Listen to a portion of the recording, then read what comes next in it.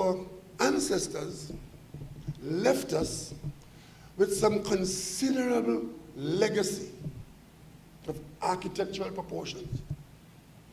We know them as the Magnificent Seven on the western side of the savannah.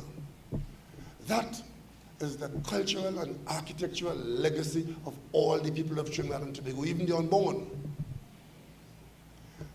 We passed through 2 oil booms where there was more money than we needed on any particular day. And it's a shame upon our house as a people that those buildings, especially the ones that are in the hands of the state, were left to deteriorate because we had other priorities.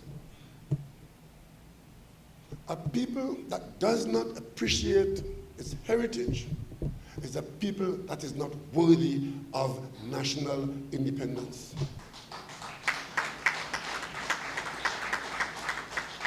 And what is worse, on more than one occasion, we made attempts to preserve those buildings.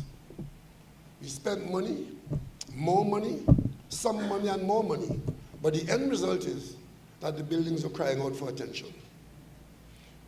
And look at this time, where the one thing that is scarce and in very short supply in Trinidad and Tobago right now is government money. But even so, this government took the position that whatever we have to do, whatever we are going to do, we must find the resources to protect those buildings. We met work fairly advanced on one of them, and I can report to you today that the work on the restoration of Stallmeyer Castle is complete.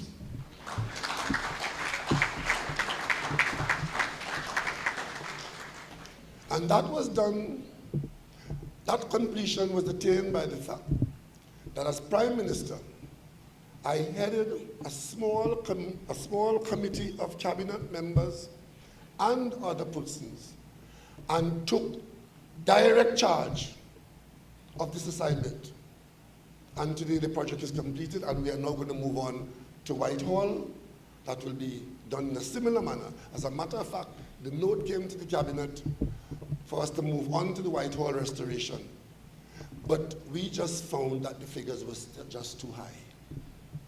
We know it's technical work, we know it's expensive work, but some people had become too accustomed to the millions. So we've sent UDCOT back because the cabinet was not prepared to accept the figures that UDCOT came with. And I think UDCOT has gone to open tender.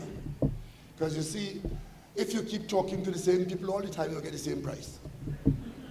So we've gone out to open tender on that restoration of Whitehall, even though restoration work requires certain specialist skills, but we can get specialist overseeing and manage it so as to bring it within the cost that we could afford.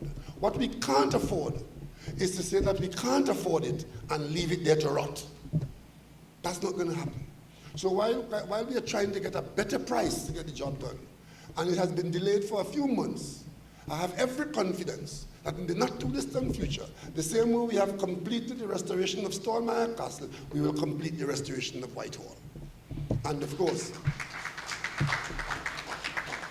we have Millfleur, which have been left so unattended for so long that the question now is whether it can be restored. Because the cost of restoring it might be so high, it might be easier to build a replica of that building on the site than to try to restore it. We are awaiting the advice of the experts of that situation. But what we want in this country is to ensure that as we eat little and live long now, that we can leave those magnificent buildings for our children and our grandchildren into the future.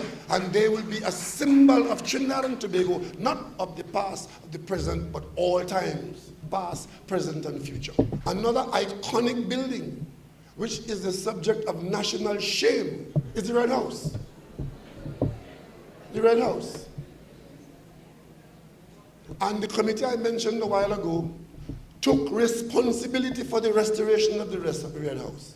And I can tell you now, work is proceeding apace in the restoration of the Red House, and a number of contracts have been awarded. And by November of 2018, we expect to have a completely renovated Red House where the Parliament can resume its local place, and we can get back to some sense of sanity at the place where the Parliament should be. And that iconic building, it's not cheap, but it's a whole lot cheaper than it was supposed to have been.